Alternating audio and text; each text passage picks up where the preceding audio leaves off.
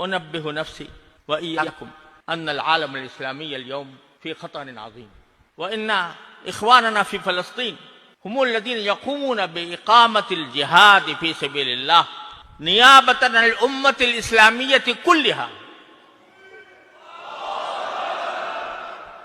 فإن هؤلاء المجاهدين الذين بذلوا حياتهم وأنفسهم ومهجهم لنصرة دين الله سبحانه وتعالى ليس لأرض فلسطين فقط، بل لتحرير القدس عن الأيدي الغاشمة الجابرة المبغوضة التي اجترأت قبل قليل أن تغتال شخصا مجاهدا في سبيل الله، الشيخ الدكتور إسماعيل هنية رحمه الله تعالى وتغمده بغفرانه ورضاه، بأنه قد صدق ما عهد عليه الله وقضى نحبه.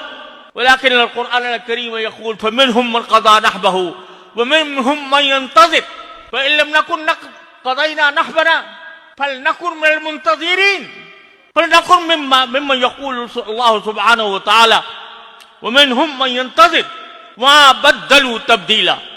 فأيها الإخوة، نحن قرأنا الأحاديث في هذه القاعة في هذا المسجد المبارك لدى أساتذة مهرة، وقد أتممنا دراستنا وقراءتنا لصحيح الإمام مسلم بما فيه كتاب الجهاد، بما فيه كتاب السير، بما فيه أقوال رسول الله صلى الله عليه وسلم حيث قال: لوددت أن أقاتل في سبيل الله فأقتل ثم أحيا ثم أقتل ثم أحيا ثم أقتل.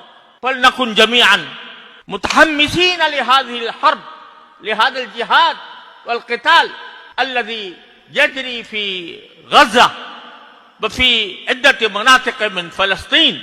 ونختم مجلسنا هذا بالدعوة لهم وانتصار لهم وبالدعاء الله سبحانه وتعالى أن يعجل لهم الفرج والنصر، وأن يبيد إسرائيل ويدمرها تدميرا، يدبرها تدبيرا، ويعلي كلمة الله ليس في أرض فلسطين بحسب، بل في العالم الإسلامي كله، من المغرب إلى أندونيسيا.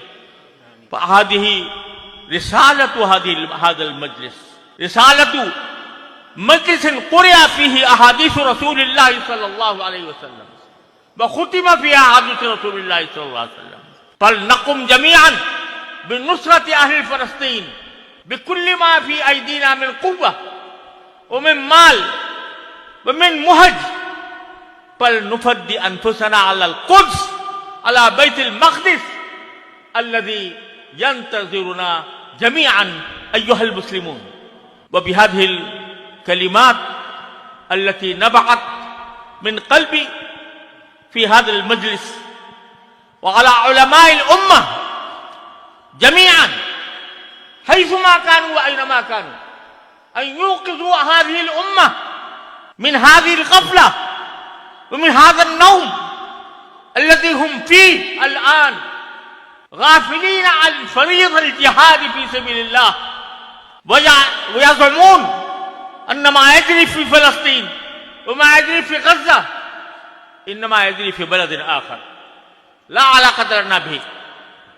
لا، يتحتم على علماء هذه الأمة أن يقوموا بواجبهم في إيقاظ الهمم، إيقاظ المؤمنين لهذا الجهاد العظيم المبارك، لأنها نقطة فاصلة في تاريخنا الإسلامي. ولذلك لعلماء الأمة جميعا في جميع بقاع الأرض أن يوقظوا المسلمين لنصرة هذا الجهاد بكل ما يمكن لهم من نفس أو مال أو بطريق آخر. هذه فريضة كتبها الله تعالى علينا جميعا في جميع أنحاء الأرض. بدعو الله سبحانه وتعالى أن يوفقنا له وأن يوفقنا لاتباع سنة النبي الكريم صلى الله عليه وسلم في جميع شؤون الحياة حتى في الجهاد في سبيل الله. وآخر دعوانا أن الحمد لله رب العالمين. الله